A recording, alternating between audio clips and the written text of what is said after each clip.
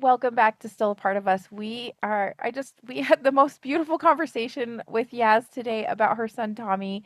You guys, I need you to go listen to it because you're gonna be like, what just happened? And just some beautiful things that also were able to happen with her and her family. And so thank you again, Yaz, for coming on, talking to us a little bit more about what your grief journeys look like. So welcome back. Thank you for having me. And as a way to kind of get everybody oriented, tell us what happened to Tommy. And at the time of this recording, how long ago was he born? Tommy was born at 38 weeks, probably close to 5 months ago, so fairly recent. Hmm. He was born via emergency C-section due to a low fetal heart rate. He passed shortly during birth. And I, that it was, it is really a very emotional story. So I encourage you to listen to it. It's so beautiful and so many things that were heartbreaking. And with that, yeah, as I wanted to just start out, it's been 5 months and you reached out to us. Like I'm always shocked. I'm like, how are you functioning to reach out to Yes. tell his story? So I'm wondering how did those the first couple of months look like, and then also just until now.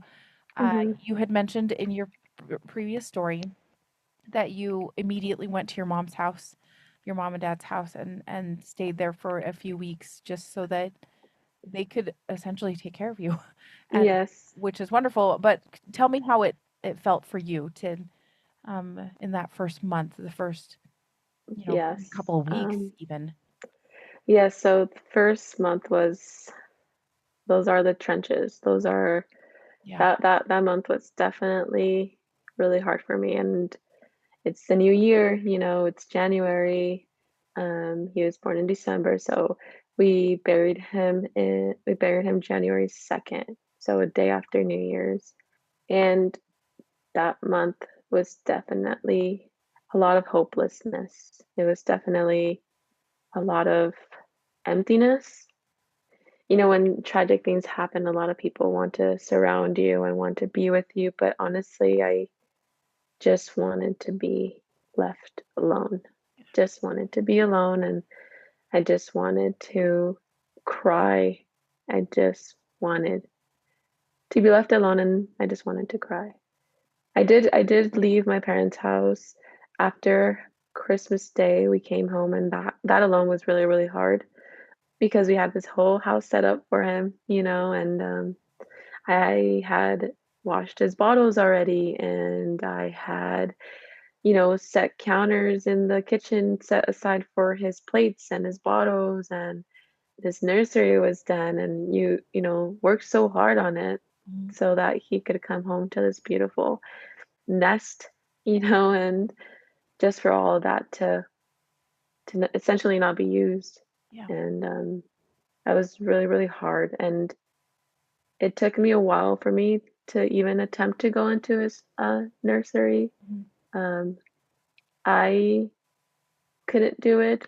My husband, he was able to do it. I just didn't feel strong enough to do that. And I think for me, it made it more real that this actually happened. Yeah. Because at the time, the first month, it was very much a sense of denial that this actually happened. Like, it felt like I was still pregnant. I was still waiting for him to come home, and this didn't really happen because his nursery is still there. Yep. But if this actually happened, then his why is his Why is it? nursery still there? Yeah. And your mind just does things to try to cope with this and try to make it make sense when it doesn't make any It sense. doesn't at all. And The other thing, okay, I just want to also point out you were put under completely when you went in for your emergency C-section. So you mhm, were not awake at all and did not mhm, see you. It was like what, 3 hours later before you yes, found out what happened. And so like yes, I there's got to be a that would have been a huge disconnect for me. Just like, no, no, no. We're still going along. I'm yes. yeah. It very much felt like that.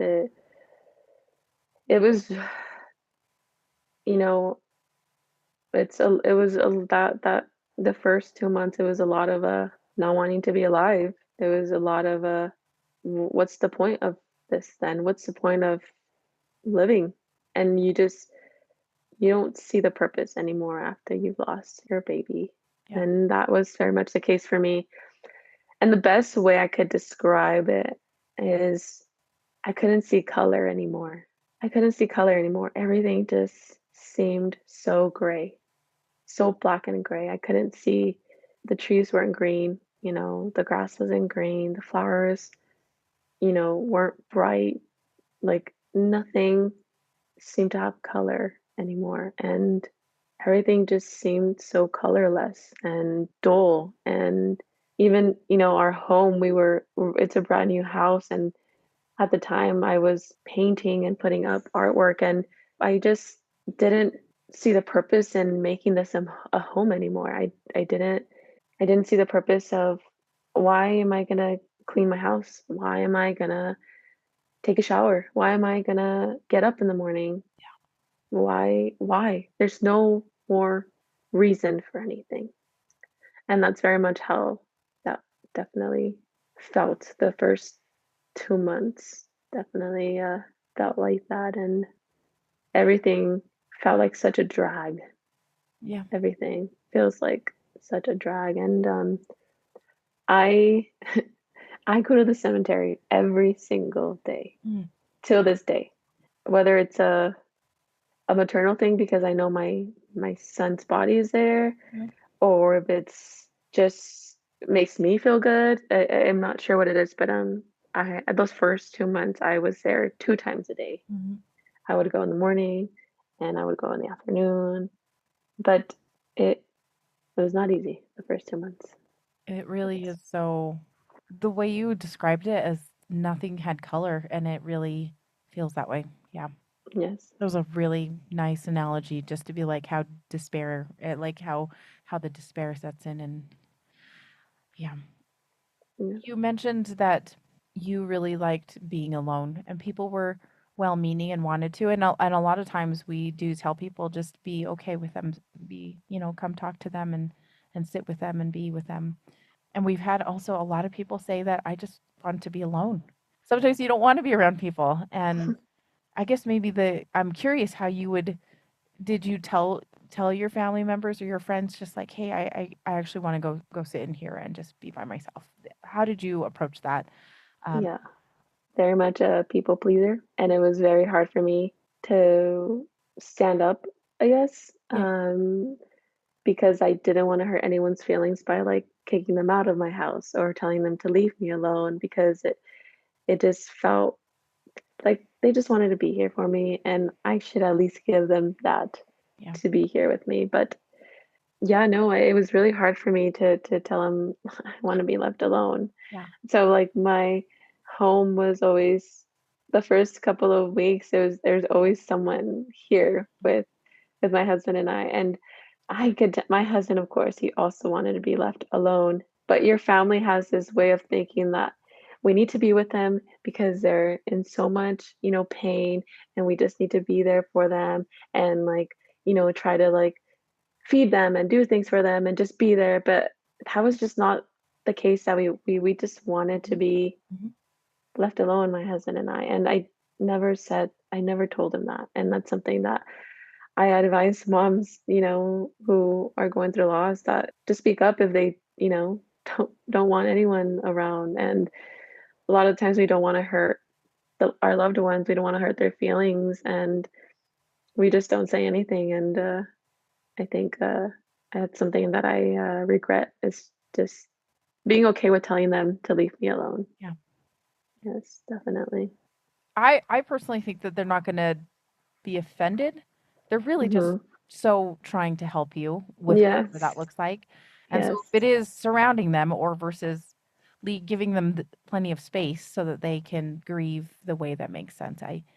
Yeah, that's a tricky one. I have a little bit of a people pleaser streak in me as well, and so really hard to it's really hard to ask for space or to ask for somebody's help. I mean, either way, right? Like it's just Yes. it's hard. Um, Yes. ask for what you need, I think, is the bit of advice. Ask for what you need, right? Yes. You and your husband, it sounds like your husband kind of wanted a little bit of alone time too. Like that was another Hmm. uh, a thing that helped him.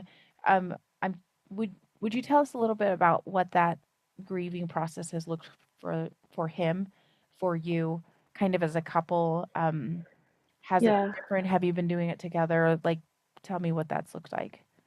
Yeah. So we've definitely, obviously, I feel like everyone grieves very differently. Yeah. We both have grieved differently. I feel like for me, I've learned that talking about it makes me feel better, makes me feel like I am remembering him, and it's I mean, who doesn't like to talk about their babies? Yep. And so I think that's helped me grieve, just talking about him and looking at his pictures and things like that. But for my husband, he's been very private about the whole thing. He's definitely grieved in silence. He at first he did not wanted to see therapy. He didn't want to seek therapy, Mhm. but I feel like for someone like my husband who was not talking about it, he would benefit from therapy. Mhm.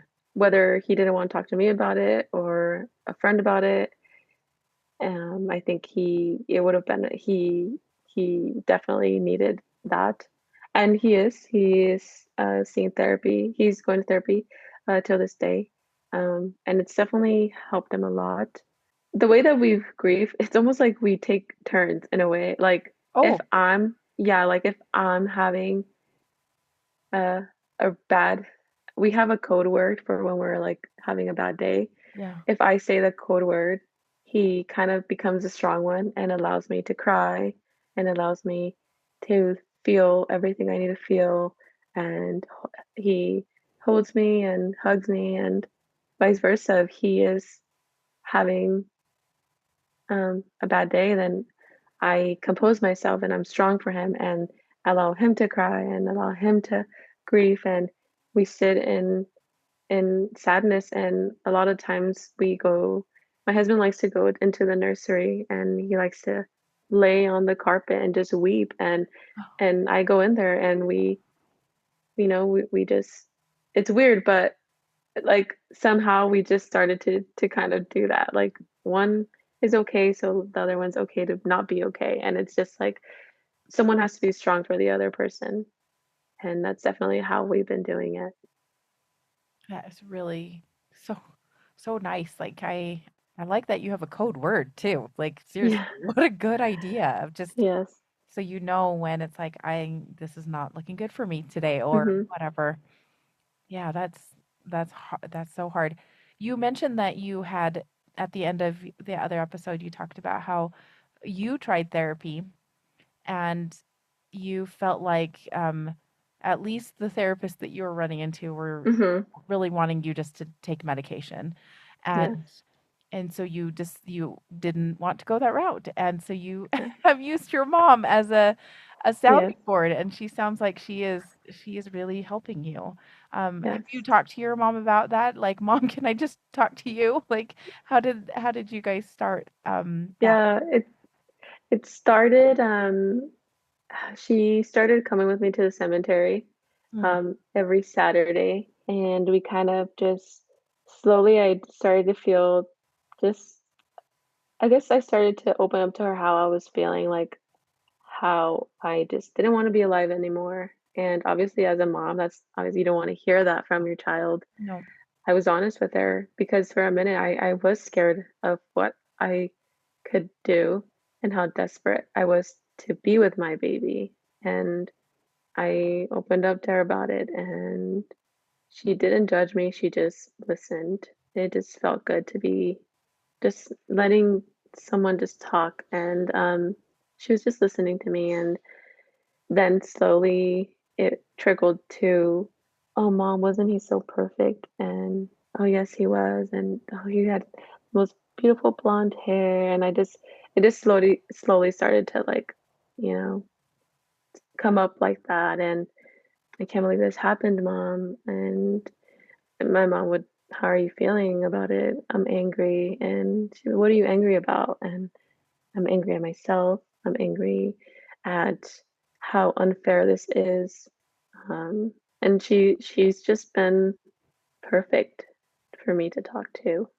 She She's really like just some of the questions when you said that, I was like, yeah, she is seriously acting like a therapist. She's yeah, she's amazing. I love her so much, and I know that she's also. I mean, she lost a grandchild yeah, too, so not necessarily that she's feeling. She knows exactly how I'm feeling, but she knows the same. She knows the loss that I am going through. Like she lost a grandbaby, and she's trying to just only imagine what I'm going through. And she's honestly been so great. And she pushes me to get better.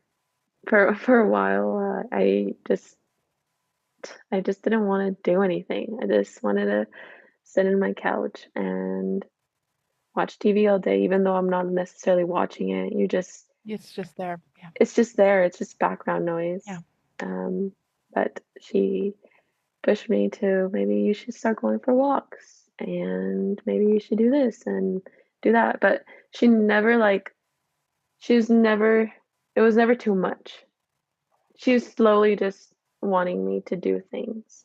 I think also, I don't know if I'm jumping around, but also, I felt very ashamed of what had happened. I felt so much shame. I felt so much, I guess, I, almost like a sense of embarrassment because here I was, yeah, I was, planning my baby coming here, and everyone knew that I was gonna have a baby, and um, all of my neighbors knew, and they would see me go for walks with my belly, and oh, the baby's almost here, and then you're here, and you have no more belly, but yet you have no more baby, and I could tell that. I mean, for me, it took me a long time to go outside in the front of my house because my neighbors were outside, and I didn't want anyone to see me.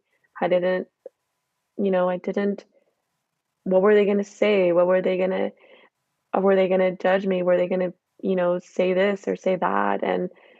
And your mind starts to play so many tricks on you, yeah, so much tricks on you, and it took me a long time to step out during the day and out and a lot of times I was always wearing like a hoodie. I needed to cover up. I didn't want anyone to see me. And the truth is, like, our neighbors we're really close to all of our neighborhood because it's like a double cul-de-sac. So it's now that time has passed, they just wanted to make sure you're okay, yeah, and your mind thinks makes you think otherwise, like they're judging you, and yeah, they're really not. They just want to make sure that you guys are alive and you guys are surviving. And I could tell at the beginning, they didn't know how to approach me. They didn't know how yeah, to, I mean, what do you say to someone who's just lost their baby, And I could tell, like, a lot of the times they would see me come out and they were like, should I go back inside? Like they didn't know how to like react to me. mm, I get it because it's weird. It's weird. It's uncomfortable. You don't know what to say to someone who's just lost a baby. But I slowly realized like I had to be the first one to not make things uncomfortable. yeah, So instead of me not waving at them, I slowly started to just a quick yeah, wave, and then it started to be like, good morning, and it just progressed to better and better and better. And then, now it's like, hey, how are you? And I'm okay. And they're just really, really good. And we just have amazing neighbors, and they come and they check up on us. And if there's anything you need, I'm across the street. That's basically what they've been. And one of our neighbors, we were both pregnant. Um, I was far along, way more far along than she was. yeah, When I gave birth, she was already big, yeah, and I could tell maybe she didn't know how I was going to react to seeing her, and she yeah. kind of just wanted to stay away from me. Yeah, I was gonna say lay Um, low and yeah, yeah, and I yeah, appreciate that from her because the honest truth is you do feel almost, for me, I guess I could say, I felt a little uncomfortable seeing a pregnant mm, Yep. person and babies. I appreciated that she was doing that for me, Yeah. trying to stay low. They gave us, her husband gave us, he talked to my husband, and he gave us a little card and said, "We're thinking about you. We always think about you, and here's dinner on us." And it was like a little card, and it was beautiful, and I think what I'm trying to say is a lot of the times our minds play tricks on us, making us believe that people are judging us because of what happened. Yeah. And the truth is they're not. They just want to make sure we're okay. Yeah. And, you know, and that's it. Yeah. It really is. I well, I'm gonna just this is the way I felt. I felt exactly like I felt ashamed, and you feel like a failure, right? Like you Yes. said, I was making a baby and I'm gonna bring home a baby. That would be like the evidence that you were successful. And then you don't have a baby to show for all Yes. your work. And it seems like you and your husband are very, successful. You guys are like you have jobs of and careers and a home and just to have something that like, oh, that didn't work out like that. So Hmm. you start thinking like, I'm a failure. I didn't do what I was supposed to do. And so, yeah, you kind of hide. Yes. You kind of hide. But it sounds like your neighbors are awesome. Like, Yeah, they are. They're great. And I think even though not a lot of time has passed after losing Tommy, I think I've definitely I'm seeing better days now. And that has a lot to do with having a good support system, yeah. um, and talking about him Mm, for me, because he was real and he did happen and he existed, even if it was for a short amount of time. But I think I was like, I reached out to you because I was like, I need to tell his story because it after losing Tommy, I was so desperate to connect with moms because I felt like no one else was understanding what I was feeling, and you feel so alone, and I just was so desperate to find and connect with yeah. other women, and I started to I stopped listening to music, and I started searching like podcasts for moms who, lost, is anyone like talking about it? And because I feel like you hear a lot about miscarriages more than stillbirths because it's not something that a lot of people talk about. And I never heard of a stillbirth until it happened to me. Yeah. So I was searching like stillbirth, like on TikTok, moms who are talking about stillbirth, and I was like, "Oh my gosh, there's more moms who've gone through what I've gone through." And I wonder if there's a place where we could tell our stories. And I searched and I came across your Instagram, and I was like, "Oh, that I wonder if I could tell my story." And then I went all the way to the beginning You did? of your podcast. I Oh, did. I went all the way to when you first started, and I was like, wow, this is such an amazing platform that could help me. And I, till this day, I listen to it every single morning on my way to work and on my way back from work. And it's just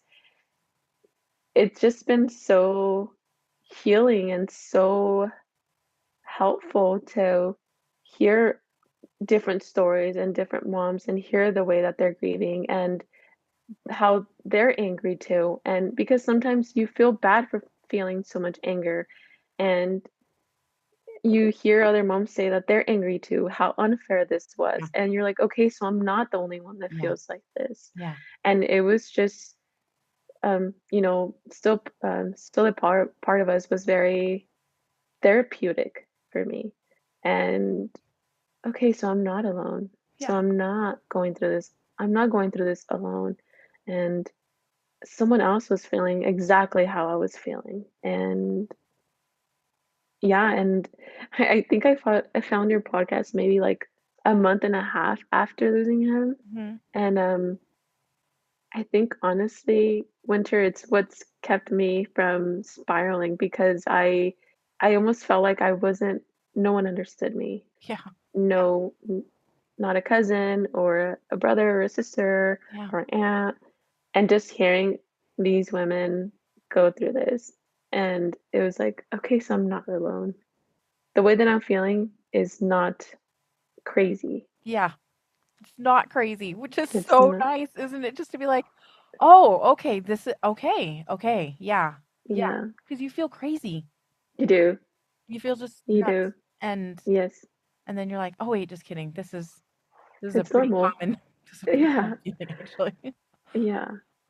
Yeah. So, I'm so glad that that has been helpful because that's yes. what we needed to Yes. not feel alone ourselves, and so we're like, we're gonna start this random thing that is makes no Yes. sense at all and is the Yes. saddest podcast in all the land, I think, and but I'm glad that you have not felt so alone. What are some things that you've already mentioned a few things that people have done or said that have been helpful, including Mhm. just simple cards or like I think Yes. that is so awesome that your neighbor is like, here's a gift card to so you can get some dinner. That's huge. Something like that you can do Yes. on your own time and but is a way to say we're thinking about you. Any other things that your people showed up to do that really felt super meaningful to you? Yeah, so we for Tommy's funeral service, our friends and family, they donated and we didn't have to pay Oh, a single thing. So that was uh, so you can't even you can't even explain how grateful you are for that. yeah, You know, and so we we didn't pay for we didn't my husband and I didn't have to pay for any of that. So that was really, really nice of them. A lot of my cousins know that I'm very private, so a lot of them chose not to give me a call, but it was more like a quick text. mm, Hey, Yaz, I'm thinking about you. I'm here if you need anything. And they would donate to his like funeral service. yeah, And that was so, that meant a lot. A lot of people, specifically my husband's dad, he came and would do the lawn for us, and oh, he would do things like that. He's yeah, very much like that type of person. yeah, And then my mom's sisters would bring us food and um, buy us food, and my mom would cook food for us. And we got really sick right after the funeral, like a day after his oh, funeral. We both got like a really bad like flu. you got the flu. Yes. Oh, And so me and my husband were just super sick, and they were dropping off medicine balls for us, like yeah, teas and yeah, Starbucks, and that was just so, so, so amazing. And I think also I guess there's no perfect way to say I'm sorry. Like it just, people could say I'm sorry for your loss, or I'm so sorry. I can't imagine what you're going through. But I think the best thing someone said to me, and this was my one of my best friends, she said, "This sucks that this happened to you." And that was like the best thing that anyone could have told me. yeah, She didn't necessarily say, "I'm sorry that you lost him. I can't imagine how you're feeling." She literally just said, "This sucks that this happened to you. yeah, And it's not fair." And she it was like the most perfect thing because it's not fair and no one deserves to go through this. And yeah. she's right. This sucked. And Yeah. that's the best way to put it. Yeah, she nailed she got it. Just Yeah. that's exactly what it feels like because there's no she wasn't trying to solve it because there's no way to solve it. Yeah. She's acknowledging that this situation is terrible and Yes. yeah, Yes. that's a that's a great way of putting it. And it, Yes. honestly, it you know, because I think people forget that if you've lost a baby, you feel like I don't know, anger doesn't. I think people don't think we get angry about that kind of thing, Yes, but it kind of nails it on the head of just like, yeah, this sucks, and I'm mad about it, and I'm yes, sorry. This, yes. and so, Yeah, I feel like a lot of people don't they mean well, but it just doesn't my brain doesn't perceive it like that. Like when people say, "Oh, only God only puts people the strong ones to do this," or um he was too perfect for this world, but it's only okay if I say it. You don't have to say it. You yeah, know what I mean? And for some reason, I know that sounds crazy, but it's only okay if I say it. yeah. Please don't say it, you Yes. know? Yes, yes, yes. Like, And no, it really is, like, I wanna emphasize that to anybody that's listening, but don't yeah, don't say that, "Let me come to that on my own." That is gonna be something that's gonna come from my heart, and it yes, yeah, it sounds trite when somebody else says it, yes. and yeah, so And another thing is, and I know that it also is meant from a good place, but someone told me once, Yaz, you need to want to get better. And it was just more like, no, you're right. I want to get better, but it's just not what is going on right now. Like, of course, don't want to feel like this. Of course, I don't want to feel sad for losing my baby, but it's not that easy. I can't just snap my fingers and be like, okay, I want to get better. It doesn't, it doesn't work like that. yeah, and, wow, okay, that Yeah. person maybe has not gone through some yeah, And I know it's from a good place because I yeah, know this person and I know that it's from a really good place because obviously they don't want to see you like this and they want you to get better and they don't want you to look like make like see you in such distress and heartache, and they tell you you need to want to get better, you need to want to get better, but I can't just snap my fingers. yeah, This wasn't something small that happened. no, We lost our son. We yeah, had to bury our son. I had to watch my husband carry the casket of my baby. And that doesn't go away. That doesn't go away. That is forever with you. And I'm not saying that I'm at the same level of grief that I was at the beginning because thank God I'm not. It just gets easier to live. yeah, And that's the truth. The sadness doesn't go away, the heartache doesn't go away. It just gets a little easier to live and gets a little easier to wake up and go to work and put a smile on your face and have breakfast and drink water, because at the beginning you have no motivation for any of that, no, you know. I keep wanting to just get through this year. I just want to get through the first year because I know the first year is probably the hardest. That, I'm not, I just keep hearing like the first year is definitely the hardest because it's the first holidays without yeah, your baby. It's like, I just want this year to get over. I just wish we were at the end of the year and I've gone through all of this already. But unfortunately, I'm only 5 months in. yeah, 5 months in. Obviously, this doesn't change that I don't want any more babies. Of course, I do want more children. To be quite honest with you, I wanted right away. You're just so, for me, I was just so desperate yes, to get pregnant again. yeah, But unfortunately for me, I had a C-section and it wasn't an easy C-section. And my doctor told me that he recommended that I waited 6 to 7 months before I would try to get pregnant again. And if I were to have another child, which hopefully we can, it would have to be a repeated C-section, yeah, because my OB said he would want to take this baby out at 37 weeks. Um, without and yeah, yes, and it's scary because I had a really, obviously my first C-section wasn't the greatest. no, mm-mm, So just thinking about going through that again it's what keeps me like wanting to maybe become pregnant again because it's scary, yeah. There's you know? trauma, like, you guys seriously, you gotta listen to Yaz's story because I'm like, what? There is some I'm sure that you've had some trauma with that, Yeah. it just happened so fast. Yes. And so, Yes. And yeah. yeah. Yes, I want to just point out to the listeners because you said the person that was well-meaning and wanted to you gotta want to get better. You don't realize that getting better on the other side of it is through grief. Like you have to like go through the grieving. You have to go through the mourning to get to the other side.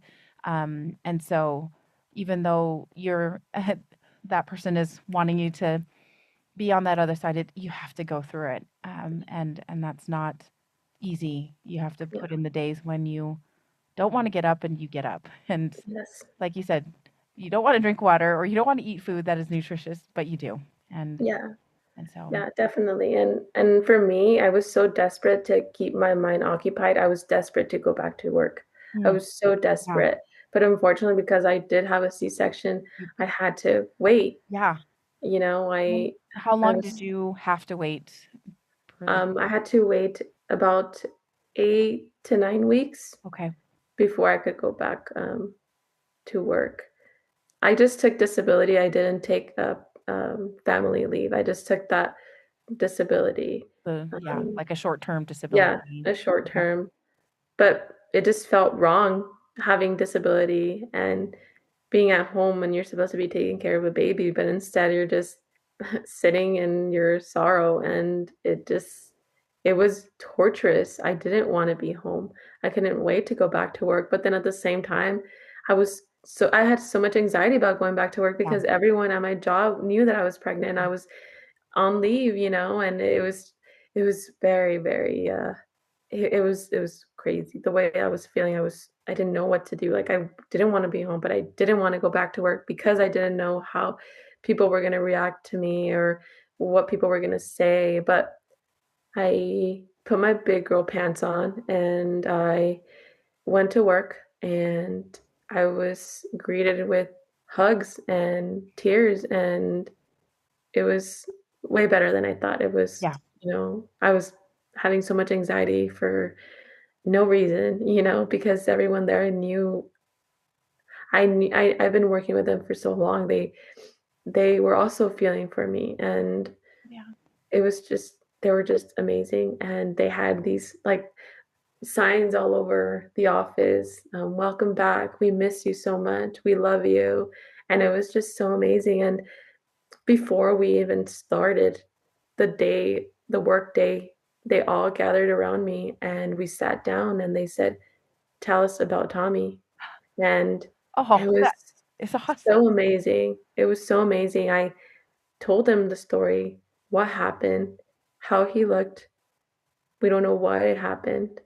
It just felt good to talk about it because they acknowledged him Yeah, that it happened. Unfortunately, it happened, but it happened, yeah.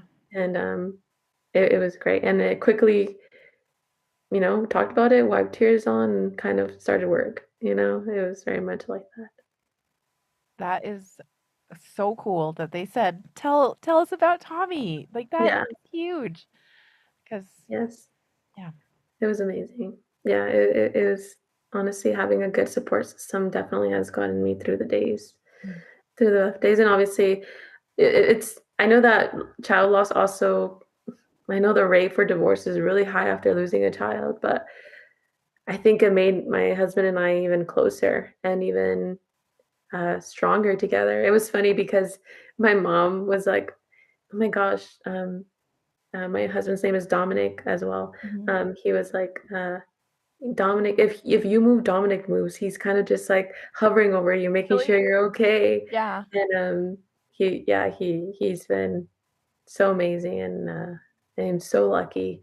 And yeah, he's been very great because obviously he lost his son as well. Maybe he wasn't carrying him, but he lost his son too. And I know that it couldn't have been hard. I knew it was hard that he had to see me go through all of that, because he saw it all happen, and I was asleep, Yeah. and he saw it all, He and was there. He was that's traumatic. He has really bad PTSD from that. Like he can't see medical equipment because it really triggers him. And I do want to mention this quick story for Tommy's one month. we decided to we got flowers for all the nurses in the second floor, and we got Yeah. flowers for all the nurses in the third floor that were our nurses. Oh, And for in his honor, for his 1 month, we went to the hospital, and that was really hard. And we bought the nurses flowers, and we bought Dr. Sawyer flowers and the charge nurse flowers because they were there's a lot of family there, and they were very kind to everyone, and it was just a small appreciation for how kind they were to us. And I remember one of the nurses said, you are so brave and you are so kind because apart from the outcome of you losing your child, you still came and brought us flowers. And, she was like, even moms who do get to take their babies home, they don't bring us flowers yeah. and they had a better outcome, but you didn't have that outcome. And you still had the grace to come and bring us flowers, and we're so so grateful. Oh, And Dr. Sawyer removed all the charges from our medical billing, what? um, for her because she wasn't covered through our insurance. Yeah. She removed the charges. Oh my gosh. Yes, Oh, yeah. she's an Yeah, I angel. was about to say Dr. Sawyer is awesome. I hope she hears how Yes, amazing uh the thanks that you're giving her, because I like just yes, hearing that you had such a good experience, and despite how hard this was, you were taken care of. yes, Mhm. yeah. It was That great. that is really sweet of you guys to do Yeah. that and to go to the hospital, because it is triggering going back to the Yes, labor and delivery area. It really is. Like you said, your husband, when he sees medical equipment, I work at a hospital and I cannot go down to that area. Like, yeah, it's still really hard for me. yes, And so, yeah, I can imagine that that is difficult. yes. Yeah, this has been a really awesome conversation. I really have just learned a ton from you, and just amazed at your resilience, um, and how, yeah, how much love you have for Tommy, and just yeah, it's just been really nice to talk to you today. I know that we talked earlier that you wanted to share a poem, and can you tell Mhm. us a little bit about that? I want to know Yeah, where that came from, and then and I would love to hear it. yeah. So this poem was given to us by a family friend, and it was put in a little box with I forgot like a little token. And at the time, I wasn't ready to open anything. I didn't want to go through anything. And not that long ago, I was cleaning up his nursery and reading all the cards, and I came across this like poem that was engraved in like this block, Mm. and it's called the Reunion Heart, Oh, and it's it's perfect. It's a perfect poem, and I would love to read it. I would love to hear it. It's Yes. this. Oh, look at that. Yes. So, yeah, it's like really pretty. Yeah. Okay. So it's called the Reunion Heart.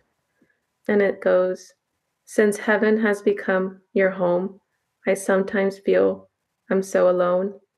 And though we now are far apart, you hold a big piece of my heart. I never knew how much I'd grieve when it was time for you to leave, or just how much my heart would ache from that one fragment you would take. God, let this tender hole remain, reminding me we'll meet again. And one day all the pain will cease when He restores this missing piece. He'll turn to joy my every tear with thoughts of you I hold so dear, and they'll become my special way to treasure our reunion day. And it's so perfect. It really is. Oh, I just think, yeah. And when you said that part about being a whole, and yeah, there's always that little hole. Yeah, You're missing somebody really important.